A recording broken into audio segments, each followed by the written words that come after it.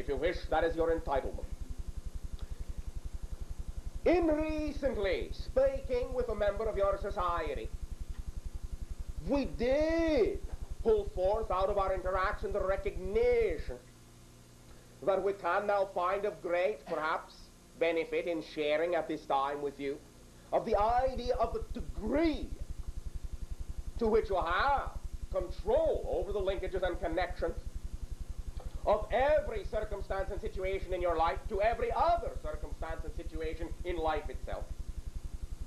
And by drawing what you may call a mechanical analogy, it may assist in forming a picture in your mentality that is most conducive to a complete and simple fundamental understanding of the way in which the mechanism works that allows you to know you are in control, and that all circumstances are linked and connected to all other circumstances, an idea I have discussed many times with you.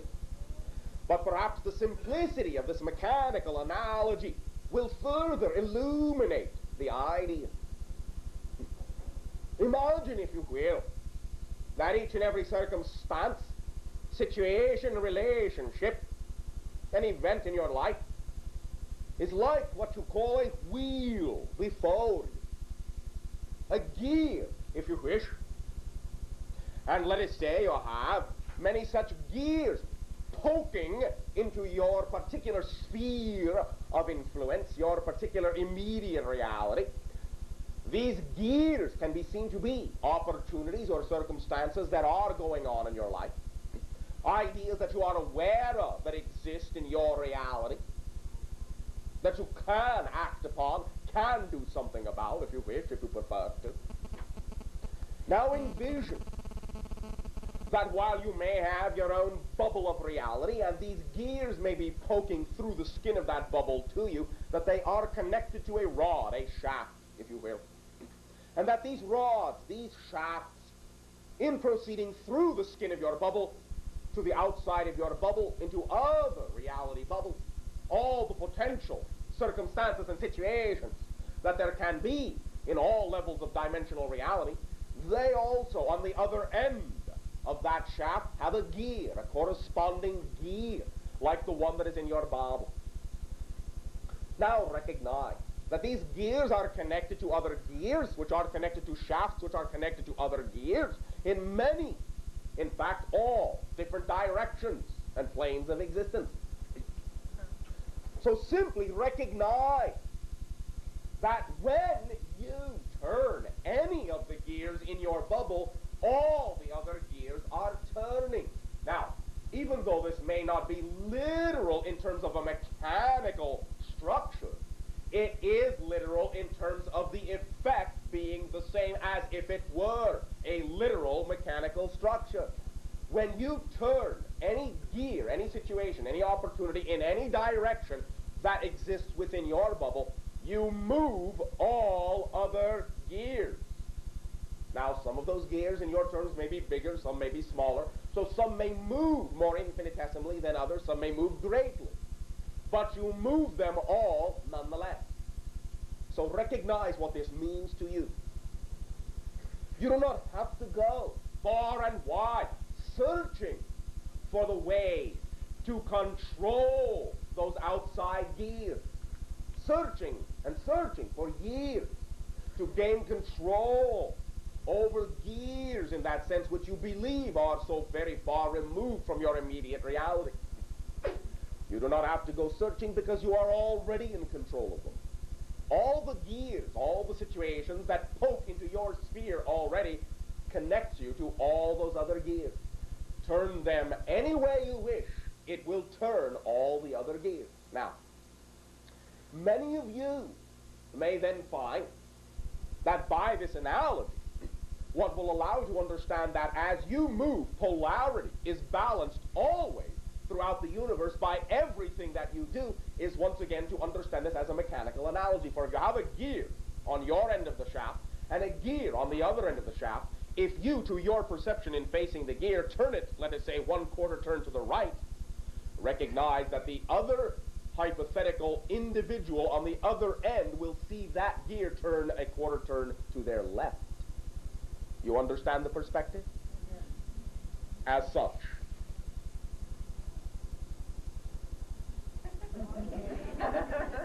they are moving the same way, but from one perspective they are turning to your right, and from the other perspective they are turning to your left.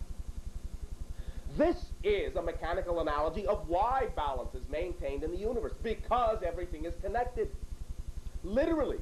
So as you make any change in the format that is indicative of your immediate reality, there must be changes in the formats of all other realities to maintain the balance of the changes you have made. It must be so. Even though, as we have said, this is not necessarily a literal blueprint of the structure of the physical universe, in effect, it is literal. Because you get the same effect as if it were truly, literally a mechanical structure in that analogy. So simply recognize, therefore, that you have all the controls right there within your bubble. The circumstances that make themselves obvious to you are your gears to move around. And you can then know that by simply turning those gears, because of the linkages and the connections to all other gears, you, from being just right where you are, affect the entire universe. You have an impact on all the way the rest of the universe shapes itself to be. That is also why you have the best control, I shall use your term best for now, the best control when you remain in the present, where all of your control gears are. When you go outside that sphere, looking in the past, looking in the future, looking hither, thither, as you say, and yon, then you are ignoring the fact that within your own bubble, I shall say, of reality, all the control mechanisms are present and at hand, literally. And they are simply the opportunities themselves that present themselves to you in that reality, the ones that represent the things that excite you the most, as we have discussed with you many times.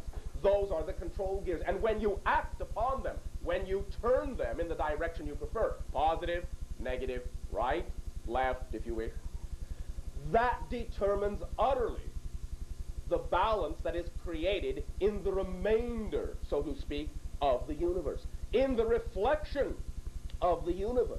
For the reflection that is out there are all the other gears that must, by definition, respond to the turn of your gear. So what you do determines the feedback you create, the circumstances you create, the environment you create in the reality around you, because you are turning the gear. It is that simple. Keep it that simple. This simple mechanical analogy will allow you to understand that you have infinite control from right where you are to what you perceive to be the infinite reaches of the universe. For none of that is really, in your terms, truly out there. It is all right here. You have pushed the illusion out there to make it seem as if you are operating within space, a volume of space. But that is simply the illusion of this particular physical universe. It is all right here. And in a sense, truly, it is all one gear with two sides. So you can recognize the analogy is exactly the same if you remove the linkage and simply allow that far gear to simply be the other side of the gear you have your hand on. You get the same effect. Turn to the right, somebody standing on the other side still sees it turning to the left. It is the same gear. Truly, it is the same gear. Allow yourselves to know you are in the driver's seat. You have all the controls right at home. Here, now, in the present. We thank you. Briefly, and for a moment specifically. Wizard. Yes. Strawberry, no. Okay. This is a specific connotation, even though you are all wizards. Here. The stars, during that convocation, will be sending specific crystalline vibrations, crystalline patterns of energy that can be interpreted and channeled through those beings in that place at that timing for the laying down of a crystalline sheath, a crystalline cover, a crystalline pattern, a crystalline blanket, if you will. It will be the taking of the heaven template, the laying upon it upon the pliable land of your earth in that area to allow the pliable land of that earth in your area to form and match the crystalline template of the stars of the heavens. You follow me? Yes. Transmit that idea. For now, that will be sufficient. Thank you. Thank you. At this timing, we extend our appreciation once again, always and forever, most deeply to each and every one of you individually and collectively for allowing us to experience this gift of your willingness and your interaction, this gift of your consciousness, for being willing to function as the ambassadors of your society and allowing us to function as the ambassadors of ours. And we simply ask you now, how may I serve you? Good evening, Bashar. And to you. About 2 weeks ago, I had a dream that I awoke from feeling like it had a profound meaning for me. But the symbols and the images drifted away, and I can only remember a little bit of it. In the dream, in the beginning of it, I remember being in a place where I was watching the night sky and saw space vehicles doing like a demonstration for me. Nice. And I had a wonderful feeling at that time. And then further on in the dream, under the same sky, there was an Indian. Now, I think in my mind it was a Hopi Indian, but I'm not sure if I'm just reading that into it or not. It will be close enough. It will have been, in a sense, an interpretation. There will be some literal connection to it. But it will be representative of energy that they are very, very, very familiar with. And they were doing a ceremony, and in that ceremony the name Ma Da'ab was given to me. It has some relationship to my husband, and that name just stuck with me, and I wondered if you have any comment on what that's about. What has changed in your life in these last 2 of your weeks, most drastically physically? Well, my health's getting a little better. All right. Then that is some of the conversation and some of the information, some of the recognition of very ancient connections for you. For now, you are, in your terms, in the middle of a process which we cannot really interrupt, and besides which, that energy that you perceived is the one, in your terms, handling this interaction for you in your dream state. Let us for now say, to some degree, it carries some Kachina lineage, some Kachina energy, though there are many other connections, many other dimensions of connections to ancient times, even preceding what you may call your recognizable world history. Allow yourself to simply continue to feel the depth, the thickness of the flow of that energy of communication between you. There are many more things which have yet, in your terms, to be revealed to you before it will begin to truly make itself an obvious pattern in your physical reality, which is what we perceive will be the typical way it will tend to come out, rather than maintaining conscious recollection of any so-called conversation.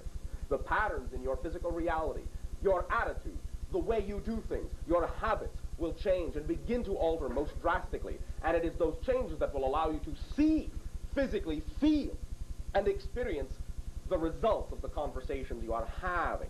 For you are in many ways beginning to identify with a very old self in a very new way, and you are going to begin to be that old self in a new way, completing a circle that was begun, in your terms, begun a long time ago.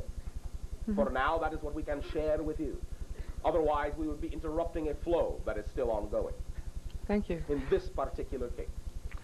I have another question. What is the origin of Moldavite tektite, and how can it best be used to increase multidimensional awareness? Well, I've to some degree indicated that since it is in your terms green in coloration, it to some degree represents the dimensional gateway of your 4th density transformation, since emerald is the crystalline format representative of the 4th density earth in that way. But this has in your terms obviously extraterrestrial connections. Some of it in your terms is an Orion connection, but not directly. Much of it is actually what you would term a Maldek connection.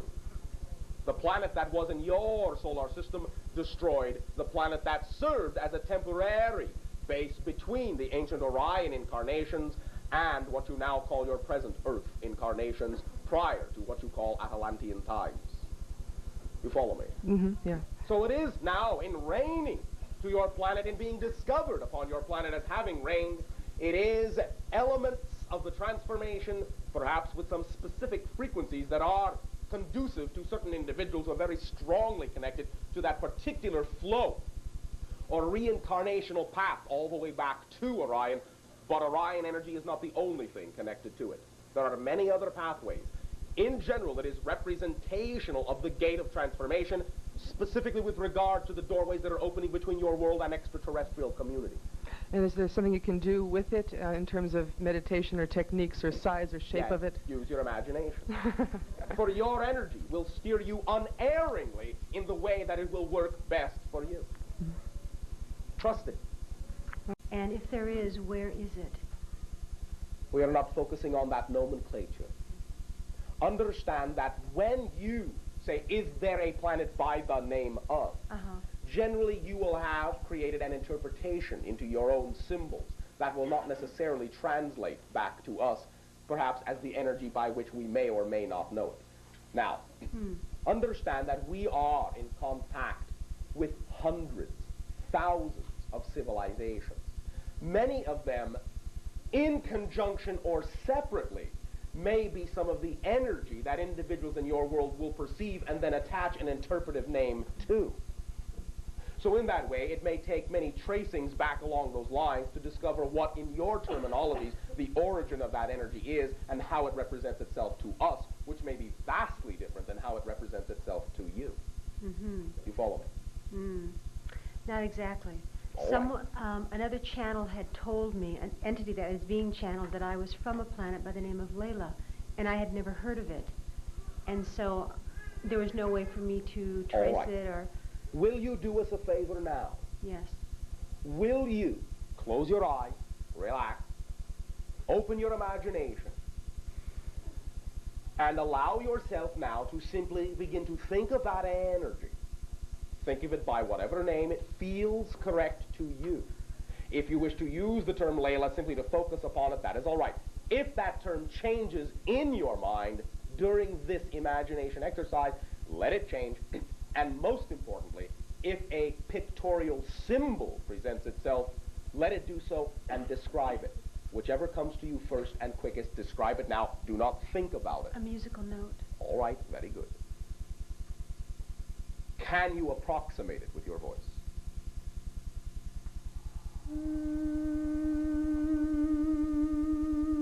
Is there a color you can associate with it? Violet.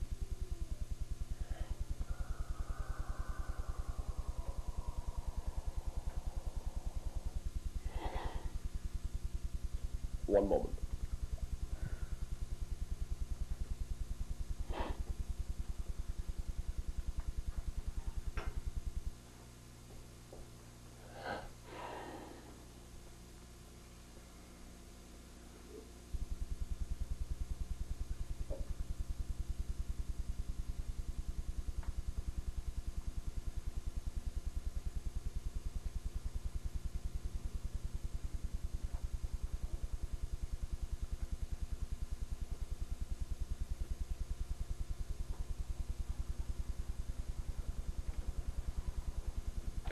The closest association we can scan at this moment will be what you would call a water world. That would translate through our nomenclature and our understanding not so much distinctly as Layla, but as Piri. This does not mean that Layla is incorrect, for it is also simply an interpretation of the similar energy that we perceive in our own understanding. This watery world contains the idea of consciousness, which is not unlike the idea of the dolphin consciousness in your own world, but is different in many ways. It is also very musical in that sense, in that being the primary focus of their communication from one to another, the idea of tonality, although this is quite different as well from the way in which your dolphin consciousness translates the same idea.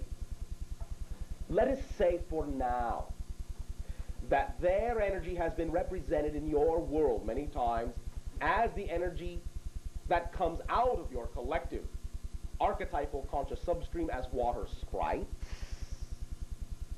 even though they are a consciousness projection from what you might call elsewhere. It evokes much of the energy that was communicated with through what you would also call your medieval times upon your planet's history, and will invoke some of the idea of the flowers of the field, which can in a sense be somewhat deceiving in thinking that the planet itself may look like that. There are patches which do, but it is mostly in our perception a watery idea.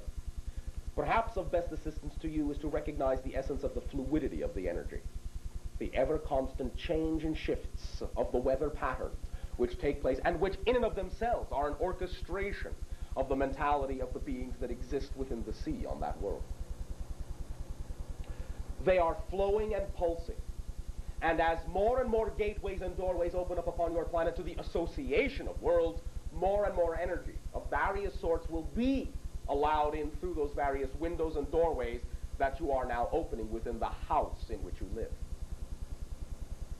Let it come in as bright, beautiful light through the windows, but let it carry the warmth of the flow of the oceans of its world. For it is very much as you would interpret it, not that it is physically so, but like unto the golden honey. The flow of their energy in that ocean is a very thickening and tangible, loving and warm idea. For now, this is how we can best interpret this idea for you. This will open some avenues in your dream consciousness, which may also clarify it in terminology you can utilize in your physical realm.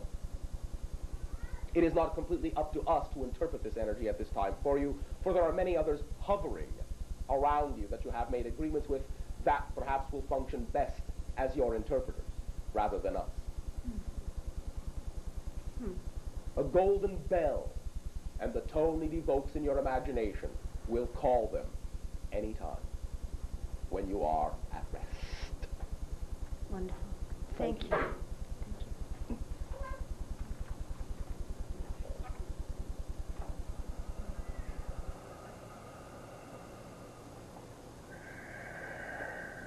Briefly, I'll sharing.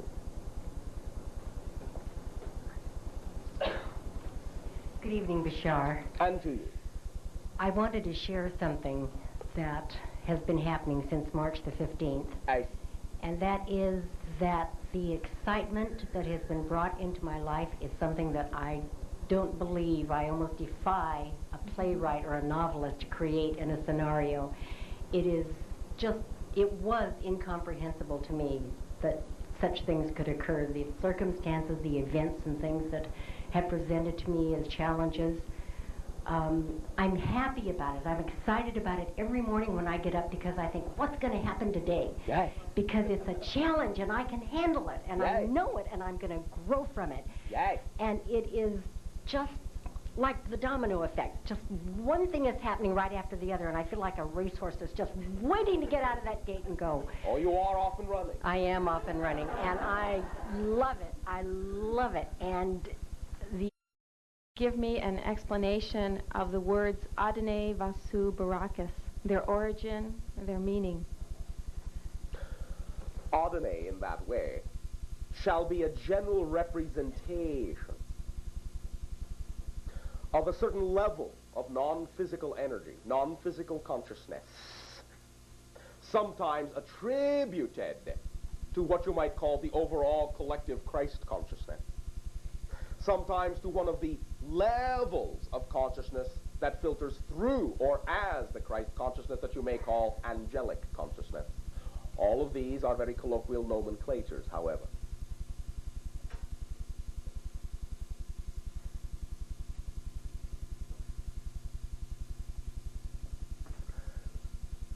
The secondary has to do with filtering some of that particular style of consciousness through a particular format, a cultural format upon your planet that is very ancient, centered around the areas you would call the Himalayas, and therefore perhaps reflective of very ancient interpretations, very ancient relationships, and very ancient understandings of the world spirit, the collective soul, if you will. Repeat the third. Barakas. Adonai Vasu Barakas.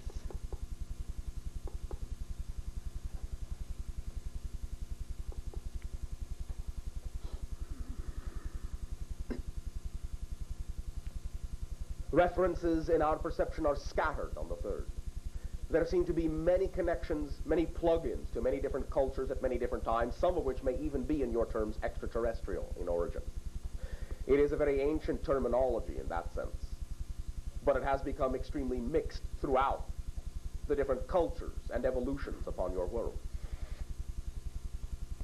It was used as a closing salutation on many tapes that I heard done by a channel 15 years ago from a Space Brothers, the boys upstairs, as they call them. And I never knew. There are girls here too. Good. Now, yes, that is some of the extraterrestrial energy we are connecting into. But it is not exclusive to the upstairs in that sense. I see. It has been utilized many times in many different cultures, many different sects of understanding upon your planet. It has to do, to some degree, with mirrors and reflectivity of consciousness. It has to do also with ancient intertwinings, some of them actually genetic, between your civilization and others. And the mirroring represented in that connotation as well.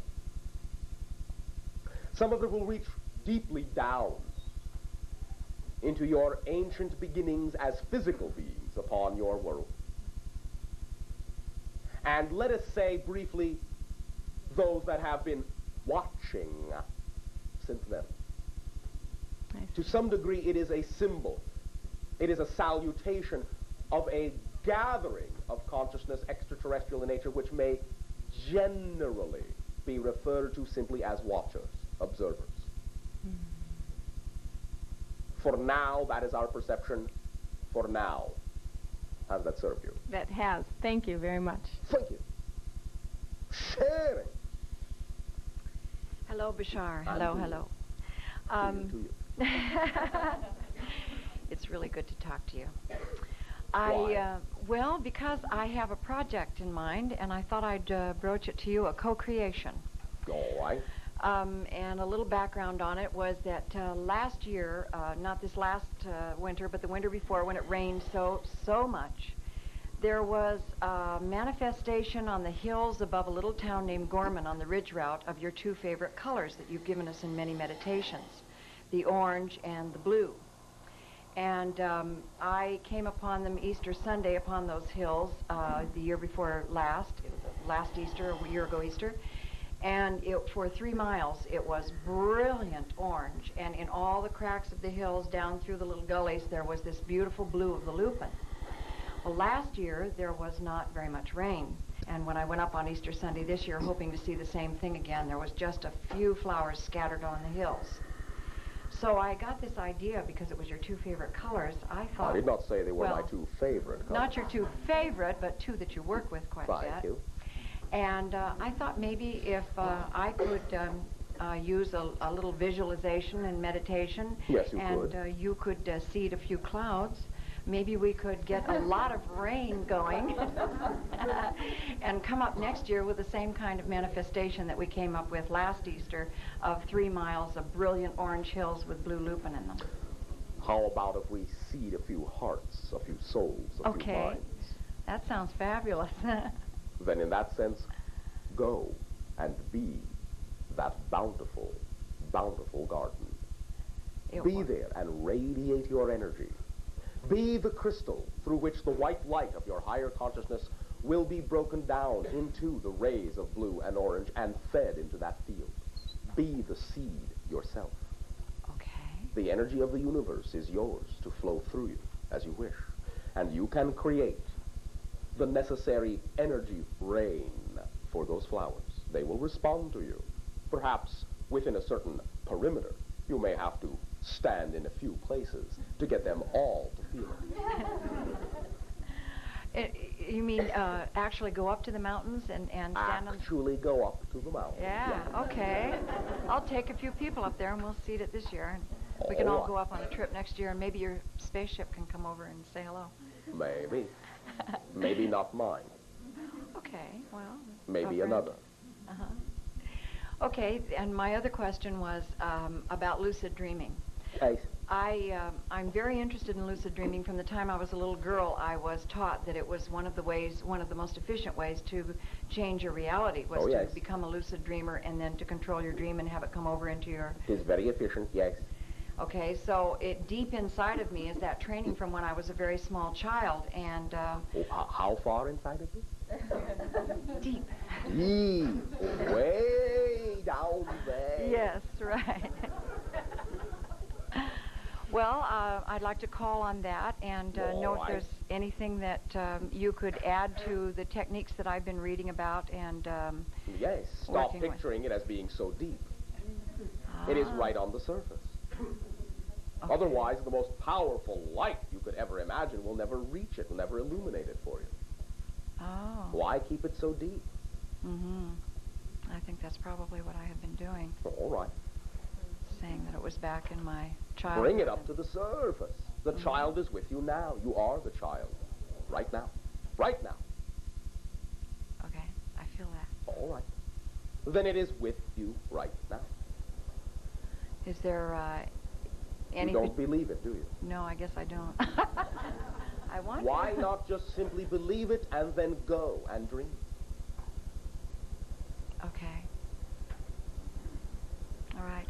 I will. All right. Thank you very much, Bashar. Oh, thank you very much, little girl. Little flower girl. Sharing. Hi, Bashar. Hi. How are you? Perfect. Oh, good. And how are you? I'm very excited to be here. Same thing. I have a couple questions. The first one has to do... Speak up. The first one has to do with the animals on our planet. Yes. Lovely, aren't they? They are. They're wonderful. And I am wondering if... are they conscious beings? Are they different from us? How are they different from us? They are not self-analytical.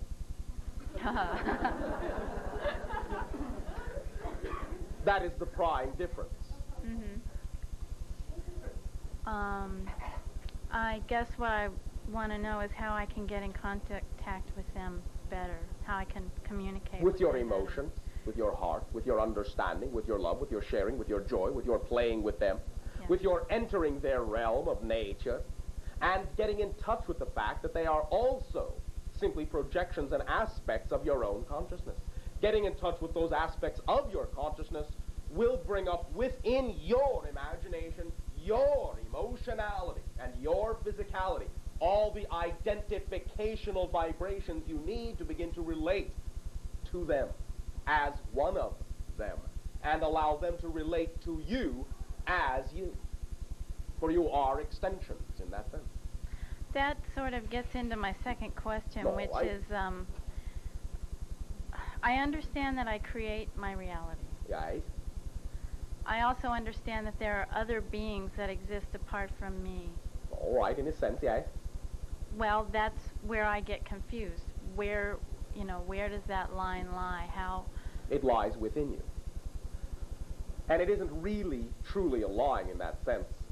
The idea simply is to understand that whatever it is you experience, regardless of whether it is an interaction with another being or not, you must create in your reality your version of that being in order to perceive that you are interacting with them anyway. So what you are actually physically directly interacting with is still an extension of your energy. Even if it is a representational extension that represents someone else. You follow me? Not exactly. All right. Let us say that you have surrounded yourself with a wall of rubber, all right? Okay. Now, it is plain and smooth, perhaps if you wish, a 360-degree sphere of smooth, thin rubber. Yes. Now, you know there are other beings out there somewhere beyond the wall of rubber. When another being comes up and says, hello, anyone there? You say, yes, in here. Well, they may press their face into the rubber. And that may be an interaction with another being, but what you see is the rubber made of your own world. That is what allows you to perceive them. The rubber comes from you. You follow me? Yes. That is the analogy you can draw. And animals are the same way. In a sense, yes. Although, more precisely, the animals are the rubber. You lost me there. Animal consciousness, though it is its own consciousness, as the rubber is its own recognizably different material from you, is an extension of you, is an extension of creational energy manifesting in the format conducive to reflect in the most efficient possible way your particular connections to all that is through that particular scope, that particular aspect, that particular idea. Animal consciousness is the rubber. It is not really beyond the rubber. Now, in a sense, everything is the rubber. But animals are more just the rubber itself because they are not self-reflexively, analytically aware. They are aware, but only as pure consciousness. They are knowing consciousness, not thinking consciousness. They do not remove themselves from the essence, the fabric, the rubber of creation. Whereas what you call intellectualized sapient beings can create the illusion that they are something separate from the rubber and then use the rubber to create a representational format in which they can reconnect in order to be able to interact in an apparently remote way. You follow me? A little bit. All right. It has sunk in. Yes. Let it play itself out in your imagination. Dream and drift about it. Muse about it. Contemplate about it. Do so in nature, and the animals will reflect, as the loving guides and reflections that they are, all that you need to understand about your relationship to each other. Good. It does not have to be an analytical understanding. Yes, that's true. Just in response to that, I usually have very clear dreams that I remember very well, but I have not been for the last week or so. You are simply not yet used to the fact that you are beginning to blend the dream and the physical reality together as one. There is some confusion on your part because it is not as clear-cut a separation anymore. That's very true. I have one more quick question, and this is in response to, I heard you about a month ago talk about the fact that there are a lot of people in our government that know about you and have interacted with you. Not me specifically, you but as the various civilizations in the association, yes. Yes. Where I work, we had a presentation not too long ago by a man from the Air Force about our role in space exploration, our Earth's role, named Joseph Angelo, and I wondered if he was one of those people. Not directly. Okay. But there are, in your terms, orders being passed down, filtered down to certain individuals to get them to function within an overall plan of timing that is conducive to the revelation by your government of the information that they are aware of. Even though many of the individuals in that plan do not know there is a plan. Okay, I just wondered because he seemed to be expressing a lot of the ideas and philosophies that I'm hearing here. He has his own understanding of this as well, quite apart and aside from the intimate knowledge that certain other individuals may have. He is generally aware of what is going on, and that is why you are picking up that general representation. But it is not a direct understanding. It is what you would call speculation that is mostly accurate. Okay. Thank you. Thank you very much. rainbows to you. Shedding. Hi, Bashar. Hi. A couple of months ago, I was sick and was in the hospital, and I came to see you after that little bout, and you had told me to do what excited me most, and that things would come through in my dreaming state. And after that, about a couple of weeks after that, because I didn't remember anything for a couple of weeks, but after that, about every 3 days, I dream about swimming with whales. Nice. And it's very real. Yes, it's like it is. Very I real. am swimming with them, and Yes. They are swimming with you. yeah, it's wonderful. Yes. And I a couple of nights ago, I had a dream where I was with a friend of mine who is a little fearful, I think, of the possibility of actually doing it in the physical reality. And we were near this tank, and there were 3 large whales, and they were swimming around and around, and we were petting them and touching them and talking with them. And a man came in the back, and I don't know who the man was. There was no face attached. But he had said something, and all of a sudden I, for the first time, got fearful of their size. And immediately the 3 whales disappeared along with my friend, and my husband was there all of a sudden, and there was a baby whale. And I was touching it, and everything was okay again. Nice. My question is, now I'm confused. Why? Well, now I don't know what to do. I'm like, do I go try and find a job where I swim with whales, or? If that excites you. I don't. Well, it does. Well, then. Then go do that. You don't have to try to find it. Yeah. Allow yourself to attract the obvious opportunity by placing yourself in whatever environment is conducive to being asked. I see. Okay. And simply remember that individual was a part of your timing to allow you to examine at that moment whether the reflection of the infinite power from that whale that reflects back to you your own infinite power is something you believe you can handle at this point. Right. Well, I remember asking you if I could swim with the whales, Okay. because everybody had been talking about swimming with dolphins and everything, and that was okay, and you said yes, why not, Nice. And I got very excited about that possibility, and I went home and told my husband and a friend about it, and both of them got very fearful about the size of the whale. Nice. And I said that the whale knows their size, and they know my size, and they would never hurt me. It would be okay. Correct. But the idea is that individuals who fear them for that reason usually are not in touch with the size of their own power and fear it. I see. Okay. All right. Okay. And that is what you were given an opportunity in that moment to decide for yourself.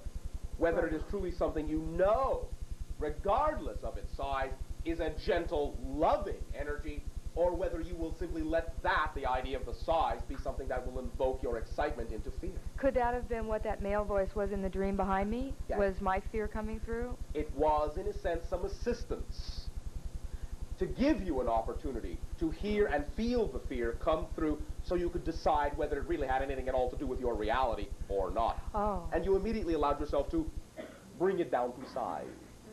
Oh, okay. Same Good. concept, but a baby. Right. Okay. Good. It will always conform to whatever parameters allow you to continue to participate in a comfortable and loving manner. Okay. Always. Good. Okay. Thank you very much. Say hello. I will. Thanks. Going here.